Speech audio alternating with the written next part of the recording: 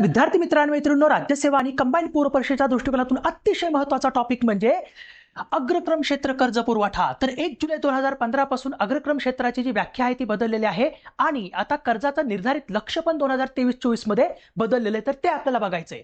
तर बघा, अग्रक्रम क्षेत्राच्या व्याख्येमध्ये नायर समितीच्या शिफारसीवरून अग्रक्रम क्षेत्राच्या व्याख्येमध्ये जे चेंजेस केले गेले त्याच्यामध्ये काय काय येतं, तर कृषी क्षेत्र येतं, सूक्ष्म लघु आणि आता मध्यम उपक्रम पण त्याच्यामध्ये येतात, निर्यात कर्ज येतं, शिक्षण कर्ज येतं, गृह येतं, सामाजिक पायाभूत सुविधा पण आता त्याच्यामध्ये अंतर्भाव करण्यात आलेला आहे, पुनर्निर्मिती ऊर्जा, दुर्बल घटक आणि इतर घटकांमध्ये जे स्वसहायता गट असतील, महिला असतील, अपंग असतील त्यांचा समावेश करण्यात आलेला आहे। तर आता कुठल्या बँकांना किती कर्ज अग्रक्रम क्षेत्राला द्यायचं आहे, तर बघा, ज्या सार्वजनिक क्षेत्रातील भारतीय बँका आहेत, ज्या खाजगी क्षेत्रातील भारतीय बँका आहेत, ज्या परकीय बँका आहेत ज्यांच्या शाखा 20 पेक्षा जास्त आहेत आणि ज्या लोकल एरिया बँक आहेत त्यांना एकूण कर्जाच्या 40% कर्ज काय करायचं आहे, अग्रक्रम क्षेत्र म्हणजे अग्रक्रम क्षेत्राला द्यायचं आहे। आणि सगळ्यात महत्त्वाचं, ज्या नागरी सहकारी बँका आहेत, ज्या प्रादेशिक ग्रामीण बँका आणि लघु वित्त बँका या 3 बँकांना त्यांच्या एकूण कर्जाच्या 75% कर्ज पुरवठा कोणाला करायचा आहे,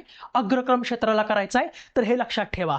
आता आरबीआयने काय चेंजेस केले, तर जो 40% कर्ज पुरवठा करण्यात येतो त्या 40%पैकी कृषी क्षेत्राला 10% करायचा आहे। आता लघु व सीमांत शेतकऱ्यांना अगोदर 8% केला जात होता, तो 2022-23 पासून आरबीआयने 10% कर्ज पुरवठा करण्यासाठी अनिवार्य केलेला आहे। नंतर सूक्ष्म उपक्रमांना 7.5%, दुर्बल घटकांना अगोदर 10% कर्ज पुरवठा केला जात होता, आता तो 12% 2023-24 पासून 12% करणं अनिवार्य केलेलं आहे। आणि इतर पीएसएल सेक्टरला 4.5%, ज्या परकीय बँकांच्या शाखा 20 पेक्षा जास्त आहेत त्यांना सुद्धा 40% आणि ज्या परकीय बँकांच्या शाखा 20 पेक्षा कमी आहेत त्यांना 31 मार्च 2020 पर्यंत 40%चं निर्धारित लक्ष दिलेलं होतं। तर आता सगळ्यात महत्त्वाचं तुम्हाला सांगायचं आहे ते म्हणजे आपण 2026च्या दृष्टिकोनातून एमपीएससी आणि यूपीएससीची कंप्लीट तयारी म्हणजे दोन्हीची एकत्रित तयारी करून घेण्यासाठी यशोदय नावाची एमपीएससी राज्यसेवा आणि यूपीएससी बॅच आपण लॉन्च केलेले इंटिग्रेटेड बॅच, ज्याच्यामध्ये पूर्व, मुख्य आणि मुलाखत कंप्लीट तयारी करून घेण्यात येणार आहे आणि तुम्हाला घरपोच त्याची पुस्तकं सुद्धा